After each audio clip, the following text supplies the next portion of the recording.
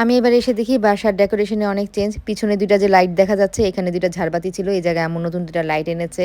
Drawing রুমে হচ্ছে এই থাইটা লাগানো হয়েছে। আগে হচ্ছে দেয়াল ছিল, যখন এটা গেস্ট রুম ছিল এটা পুরোটা দেয়াল ছিল। তো দেয়ালটা ভেঙে ফেলা হয়েছিল, তো আগেই দেয়ালের জায়গায় এখন থাই দেওয়া হয়েছে। আম্মুকে আমি বলেছিলাম এখানে যে ভাঁজ করা ডোর আছে এগুলো লাগাতে। আমার মা বাপ এদের মতো ডিজাইন দিয়ে ঘরটারে যে কি বানায় রাখে। যাই হোক, এবারে ঝাড়বাতিটাও নতুন আনা, তো এই ঝাড়বাতিটা ভালোই হয়েছে। আমার মা এই ভাঙা পা নিয়ে গেছিল ঝাড়বাতি কিনতে। আসলে আমরা মহিলারা এমনই, দেখা যায় যে নিজের ঘরের শখের কিছু কেনাকাটা করলে নিজে যতই অসুস্থ থাকুক না কেন, এই কেনাকাটার আনন্দই আসলে আলাদা।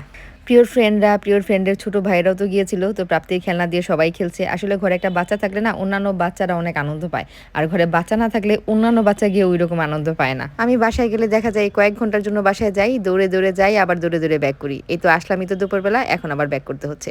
আর এদিকে আম্মু হচ্ছে আমার খাবার দাবার গুছাচ্ছে। প্রিয়র বাবা যায় নাই, প্রিয়র বাবার খাবার হচ্ছে প্যাক করা হচ্ছে।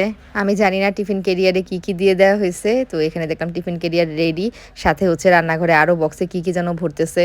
আর যখনই আম্মু আসার সময় আমাকে এমন টিফিন ক্যারিয়ারে খাবার দিয়ে দেয়, একদল মহিলা মানুষ, পুরুষ মানুষ না, মহিলা মানুষ ঝাঁপায় পড়ে। আপু, বাবার বাড়ি গেলেই কি আপনার খাবার বক্সে করে নিয়ে আসতে হয়? হ্যাঁ, আমি একটা মাত্র মেয়ে, আমাকে রান্না করে খাওয়াবে না তো কি আপনাকে রান্না করে খাওয়াবে? আমি বুঝি না, মানে মায়েরা খাবার দিতে গেলে আপনাদের এত সমস্যা কেন হয়, আমি আসলেই বুঝি না। যাক, আমরা এখন নিচে নেমে যাচ্ছি, আর প্রাপ্তির মনটা খারাপ। আমরা চলে যাব, এজন্য ও একদম ওপ হয়ে আছে।